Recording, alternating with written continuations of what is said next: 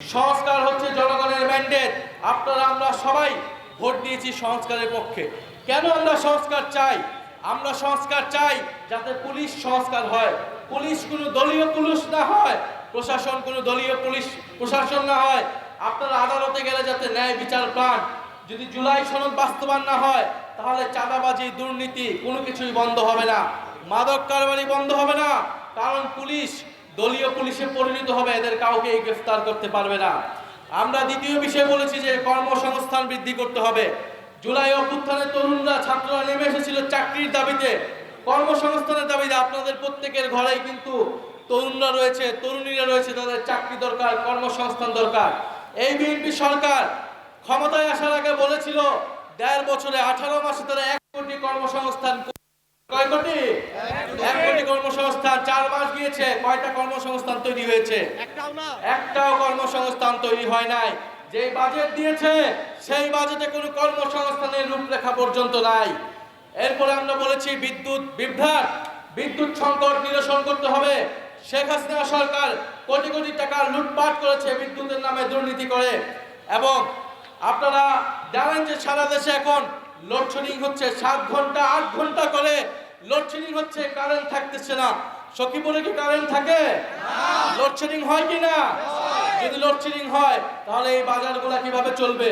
যদি লোডশেডিং হয় শিল্প কারখানা কিভাবে চলবে? যদি লোডশেডিং হয় তাহলে কৃষিতে সেচ ব্যবস্থা কিভাবে হবে?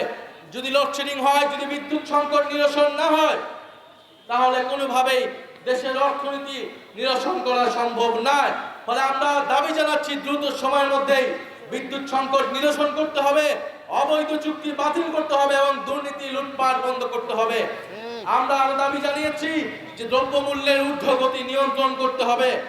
নিত্য প্রয়োজনীয় চাল, ডাল, তেল, গ্যাস, চিনি এই সব কিছুর দাম কমাতে হবে। সিলিন্ডার গ্যাসের দাম হয়েছে কয়েক গুণ, বিদ্যুতের দাম 17% বৃদ্ধি করেছে এই সরকার আসার পরে। আন্তর্জাতিক যুদ্ধে ইরান আমেরিকা যুদ্ধের দোহাই দিয়েছে, সেই যুদ্ধ কিন্তু এখন শেষের পথে। এবং আন্তর্জাতিক বাজারে কিন্তু তেলের দাম কমিয়ে দিয়েছে, কিন্তু বাংলাদেশে এখনো জ্বালানির দাম কমে নাই। কমেছে? জ্বালানি তেলের দাম কমে নাই, বরং সিলিন্ডারের দাম বাড়ানো হয়েছে, বিদ্যুতের দাম 17% বাড়ানো হয়েছে। আমরা এছাড়া আরো বলেছি সীমান্তে আমাদের ভাই বোনদেরকে হত্যা করা হচ্ছে, ভারতীয় নাগরিকদেরকে পোশিং করা হচ্ছে বাংলাদেশে অবৈধ বাংলাদেশি বলে। এবং আমাদের স্বরাষ্ট্রমন্ত্রী, আমাদের যারা সরকারের দায়িত্বে রয়েছে, তারা এই সীমান্ত হত্যাকে অস্বীকার করছে। তারা পোশিং বন্ধে কোনো কার্যকর উদ্যোগ গ্রহণ করতে পারছে না। আমরা বলবো রোহিঙ্গাদেরকে এরকম বাংলাদেশে প্রবেশ করিয়ে বাংলাদেশের উপর একটা বোঝা চাপিয়ে দেওয়া হয়েছে। এখন পশ্চিমবঙ্গ থেকে, আসাম থেকে বাংলাদেশে অবৈধ বাংলাদেশি বলে ভারতীয় নাগরিকদেরকে প্রবেশ দিয়ে বাংলাদেশিদের উপর আরেকটা বোঝা চাপানোর পায়তারা বন্ধ করতে হবে। সরকারকে দৃঢ়ভাবে ভারতের সাথে কথা বলতে হবে এবং এই অবৈধ পুশিং বন্ধ করতে হবে। প্রিয় সখীপুরবাসী, আপনারা গতকাল যে কর্মসূচি ছিল শান্তিপূর্ণ কর্মসূচিতে ককটেল ফাটিয়ে, বোমা ফাটিয়ে তারা মনে করেছিল আমাদের পদযাত্রা বন্ধ করবে, আমাদের পদযাত্রায় জনজোয়ার বন্ধ করবে। কিন্তু তারা সখীপুরবাসী প্রমাণ করে দিয়েছে এই সকল ষড়যন্ত্র পরিকল্পনা ব্যর্থ করে দিয়েছে আজকে এই সখীপুরের পদযাত্রা, পথসভা। ফলে সখীপুরবাসীকে আমরা কৃতজ্ঞতা জানাই।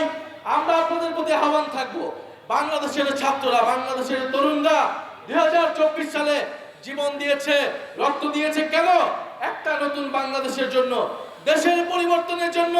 যদি দেশের পরিবর্তন না হয়, যদি মাদক কারবারিরা থেকে যায়, যদি এই সকল দোকানপাট থেকে লুটপাট হয়, দুর্নীতি হয়, চাঁদাবাজি হয়, তাহলে এই সকল রক্তত্যাগ, আত্মত্যাগের কোনো মূল্য কি থাকবে? কোনো মূল্য থাকবে না। আমরা পরিবর্তনের জন্য জীবন দিয়েছি, রক্ত দিয়েছি। এক দলকে ক্ষমতা থেকে সরিয়ে আরেক দলের লুটপাটের জন্য বাংলাদেশের ছাত্র জনতা রক্ত দেয় নাই। আপনারা ভয় পাবেন না। বিগত সময়ে একটা দলের শাসন ছিল, আর কোন দল কথা বলতে পারতো না। কথা বললে জেলে নিয়ে যাওয়া হতো, গুম করা হতো, হয়রানি করা হতো।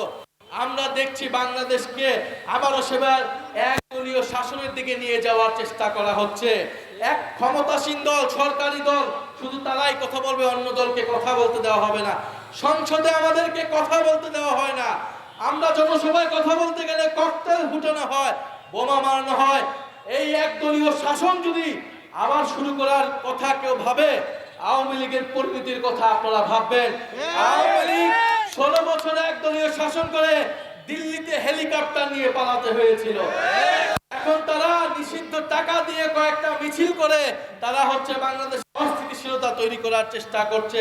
সেই আওয়ামী লীগের বিরুদ্ধে আমরা ঐক্যবদ্ধভাবে থাকবো। তবে সখীপুরবাসী, আপনারা জানেন 5ই আগস্টের পরে আমরা ন্যায় বিচার চেয়েছিলাম, কিন্তু মামলা বাণিজ্য হয়েছে কিনা? এই সখীপুর শহর, টাঙ্গাইল সহ সারা বাংলাদেশে সাধারণ মানুষের বিরুদ্ধে, ব্যবসায়ীদের বিরুদ্ধে শত শত মানুষকে, 200-300 মানুষকে মামলায় দিয়ে মামলা বাণিজ্য করা হয়েছে। কারা করেছে আপনারা জানেন। ভোটের আগে কারা তাদেরকে জিম্মি করে টাকা নিয়েছে তাও আপনারা জানেন। ফলে আমরা বলবো আপনারা ন্যায় বিচার করেন, আওয়ামী লীগের দলগত বিচার করেন, কিন্তু নিরীহ মানুষকে, নিরীহ ব্যবসায়ীদেরকে আপনারা মামলা বাণিজ্য করে লুটপাট করবেন, তাদের থেকে টাকা আদায় করবেন, এটা হতে দেওয়া যাবে না। প্রিয় সখীপুরবাসী, আপনাদের প্রতি আহ্বান থাকবে, আমাদের জাতীয় নাগরিক পার্টি এনসিপি সখীপুরে সক্রিয় আছে, আমাদের এখানকার উপজেলা আহ্বায়ক আছেন, আমাদের এখানকার পৌরসভার মেয়র প্রার্থী আছেন। আপনারা তাদের নেতৃত্বে সখীপুরবাসীর লুটপাট, দুর্নীতি, চাঁদাবাজি, মাদকের বিরুদ্ধে আমরা ঐক্যবদ্ধ থাকব। পাশাপাশি জুলাই সনদের জন্য আপনারা কথা বলবেন, সংস্কারের জন্য কথা বলবেন। এখানে অনেক পুলিশ ভাইয়েরা আছেন, আমরা চাই এই পুলিশ জনগণের জন্য কাজ করবে। আপনারা যদি থানায় যান, তাহলে যাতে আপনারা থানা থেকে সেই সেবাটা পান। আপনারা যদি ইউনো অফিসে যান, সেখানে যাতে আপনাকে ঘুষ দিতে না হয়। ফলে সেটার জন্য প্রয়োজন সংস্কার। যদি সংস্কার না হয়, জুলাই সনদ বাস্তবায়ন না হয়, তাহলে কিন্তু দুর্নীতি বন্ধ হবে না, বৈষম্য দূর হবে না, মামলাবাজি, চাঁদাবাজি, সন্ত্রাসী বন্ধ হবে না। আমরা কোনো সন্ত্রাসীদেরকে এই সখীপুরে ঠাঁই দিব না। সখীপুরবাসী, এই সরকার জনগণের সাথে গাদ্দারি করছে, তারা সংস্কার বাস্তবায়ন করছে না, তারা বিরোধী মতকে মাঠে কথা বলে দেওয়ার, কথা বলতে দিতে চাচ্ছে না, তারা মাঠের জায়গা সংকুচিত করছে। আপনারা যারা এখানে আছেন, আপনারা ঐক্যবদ্ধভাবে থাকবেন।